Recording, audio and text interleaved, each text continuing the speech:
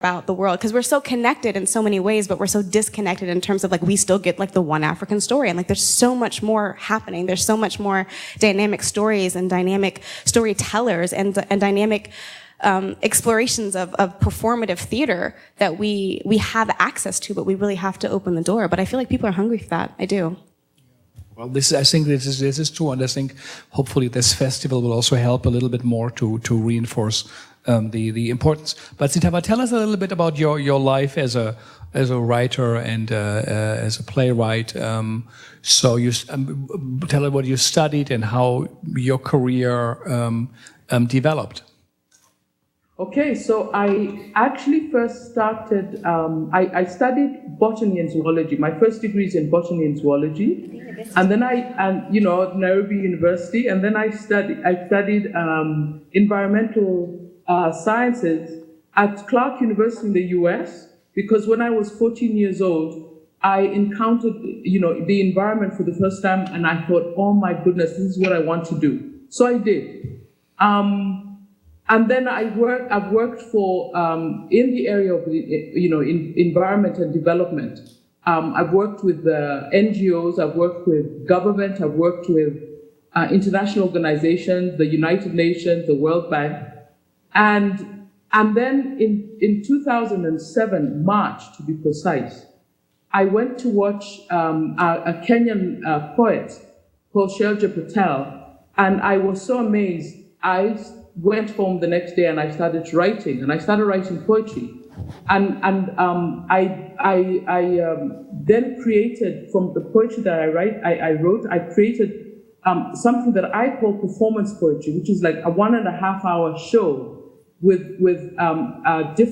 a cast and with using traditional music and traditional musical instruments. And you can Google me and see what it looks like.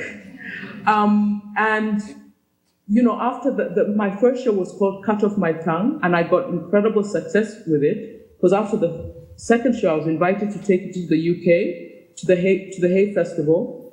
We performed everywhere with my cast, and then I did another show called Homecoming. And last year, my latest show of performance poetry is called Silence is a Woman. And then in 2010, as part of this journey, I became a fellow of the Segal Theatre Lab, East Africa, the inaugural East Africa Theatre Lab. And during that process, when I started to explore writing a play, and Black Maria is my first play, and then I've written a second play, which is called Room of Lost Names, and I think Martha Haley is in the room, maybe. She's an American who's living in Kenya. If Martha, you're there, she's been supporting me, helping me with the second play. And I think one of the things you said is, the world has become so small. The commonalities between stories. I mean, the Black Maria, we call it Black Maria in Kenya. But I know that in America, another place is called Black Mariah. And, we all have the experience of the police, that big black police van. And when I look at that and I look at what's happening with Black men and the police in America, the conversation, the context, there's so much in common. There's so many similarities. I mean, we're terrified of the police here. Except for a few days ago, I had an amazing experience with the police. So, yeah. Yeah, thank you so much. Tell us a little bit, what playwrights do you follow? Who do you know? Who do you admire? Who are your points of reference?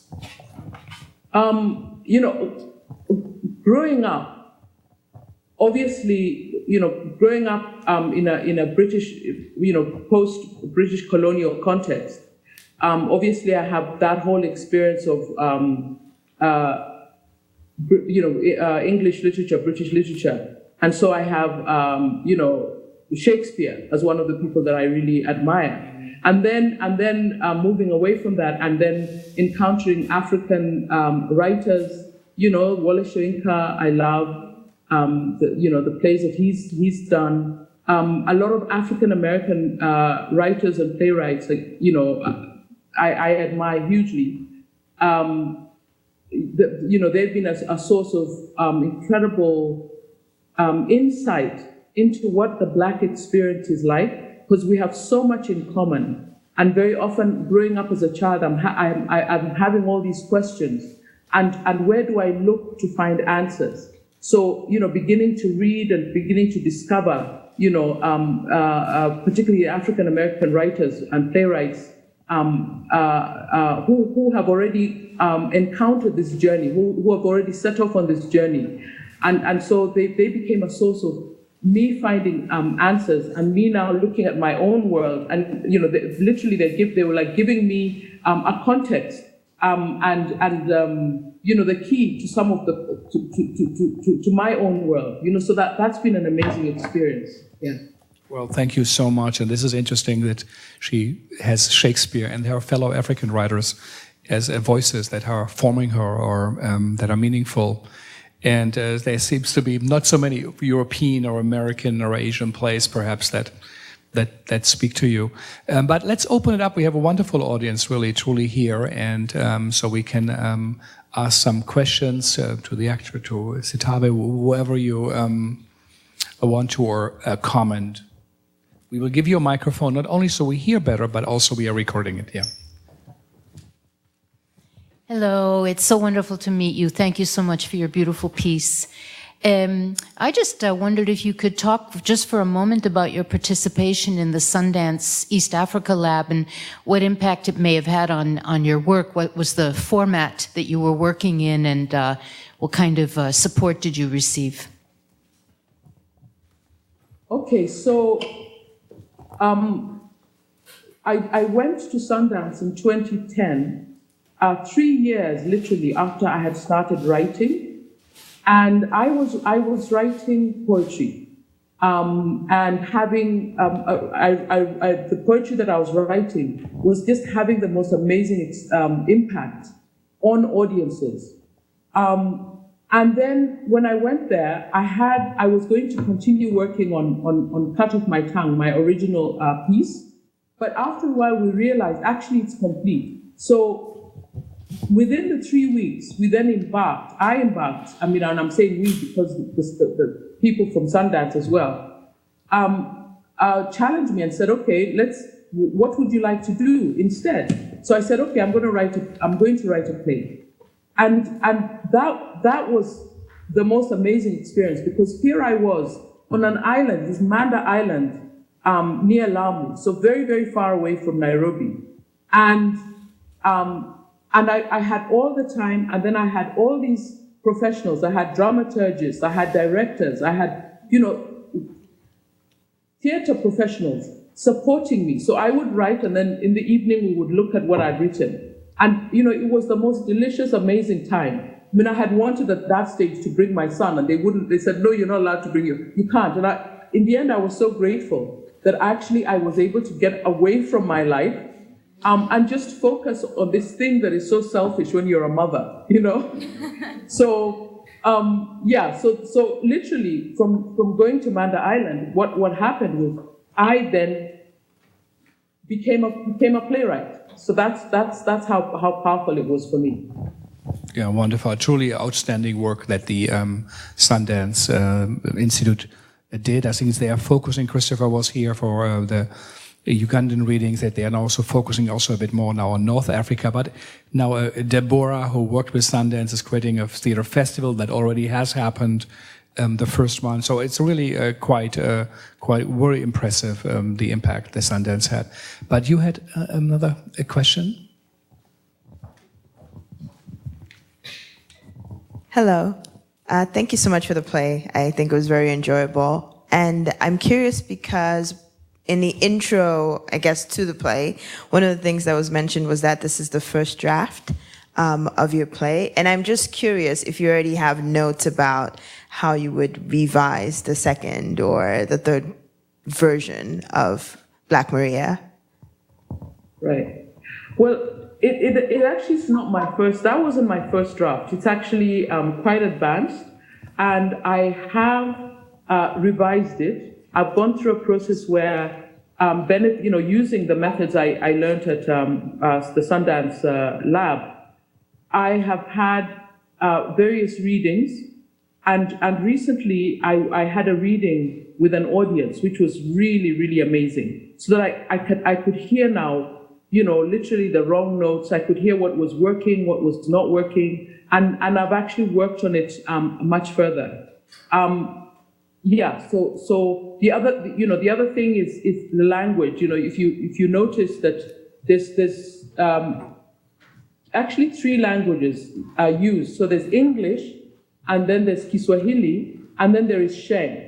And because it's the 1980s, it's the Sheng of 1980, which is really hard because I can't remember a thing. And I'm not actually, in terms of class, I'm not within the Sheng community. But trying to get back to what was Sheng then, as opposed to what Sheng is now. And Sheng, for those of you who may not know, is a youth language. And it moves and changes all the time, and so it's quite challenging, and I don't know how I'm going to do that, but I'll find a way of figuring out how to recapture the Sheng of the 1980s. Wonderful. Is there one more? Yeah, over there.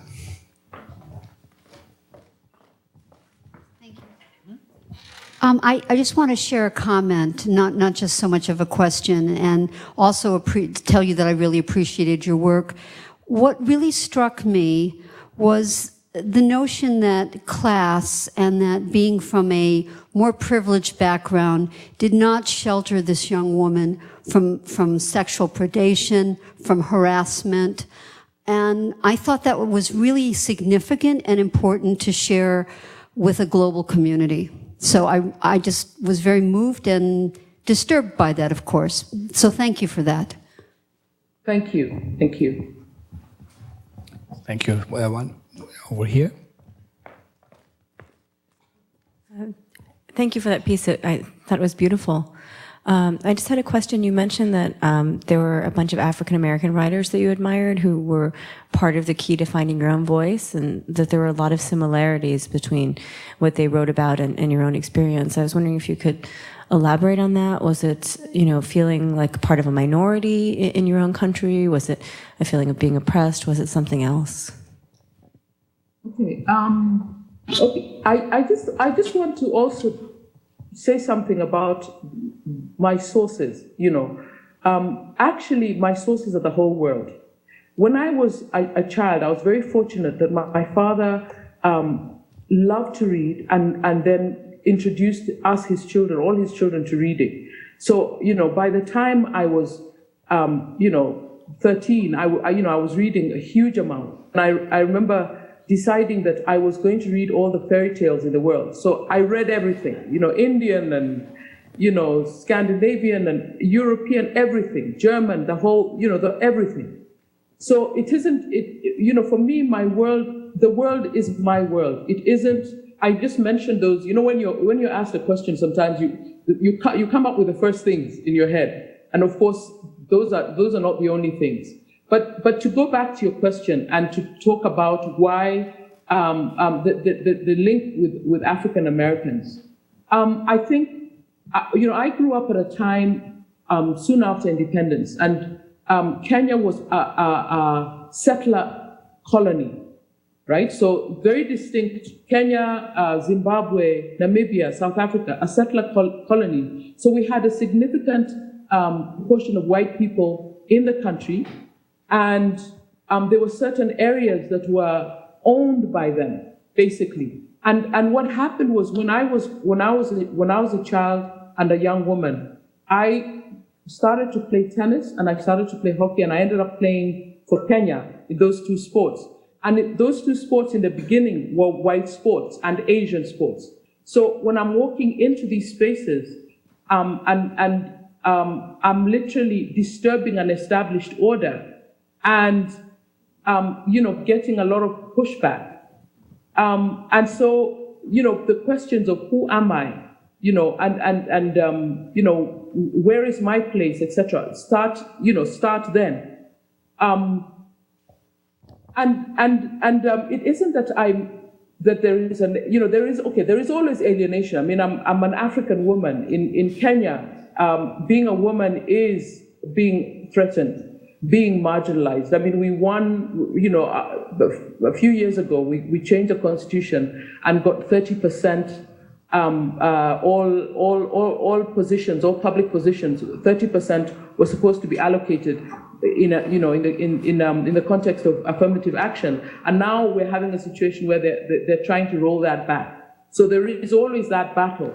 But really it is you know, the experiences of being in a former colonial state and having the balance between, you know, looking at your life and realizing that there is your original way in, you know, the indigenous way in which you live, which is now invalid, and then this colonial world and this Western world, and, you know, all those challenges. Yeah. Maybe one of the last questions. So when you write, where do you write? Tell us, do you work at home? How do we picture you when you write your plays? What was a computer? Do you handwrite? What do you do, and where is it? Okay, so first of all, I'm a mother. I've got three young children, 10 to 16. I'm married, and then I have a full-time job. And how do I write? When I write poetry, it's really easy. First of all, I use a computer. And when I write poetry, it's really easy. It just flows out of me. And very, very often, an idea comes when I'm sitting in a traffic jam. So when other people are shouting about the traffic jams of Nairobi, I'm actually quite happy, because then I've got time to develop an idea. You know, if you don't capture the idea, it's gone. That's what I've discovered, at least for me. And then when it comes to poetry, I'll sit down, and then, you know, when I get home, after dinner and help with the homework and so on, I will sit in a corner and I will write. And I will write when stuff's going on around me, but that's when I'll write. When I'm writing a play, though, it takes much more bandwidth. It takes much more mental, focus and so forth. So what I will do is I will, after work, I will set time aside and I will, spend several hours working on a play. But I will also do things, I also use tricks, because when you have a life that I have, time to write is at a premium. So I'll use tricks to trick myself into writing. So I'll say, okay, for the next month, I'm going to write 200 words a day. I'm not going to push myself, and obviously I'll do more, but at the end of it, I'll have a lot more than I would have had otherwise. Yeah. Wonderful. So that's what I do. Well, thank you so much, and please do keep on writing and come and visit the Americas. And thank you so much for sharing your work, your story, and also your life with us and the Segal Center, but also the Penn World Voices. So thank you for taking the time. What time is it now in Kenya? It's 1:06 a.m. Okay, well, you're past your bedtime, and I hope you could write some poems while waiting. Thank you.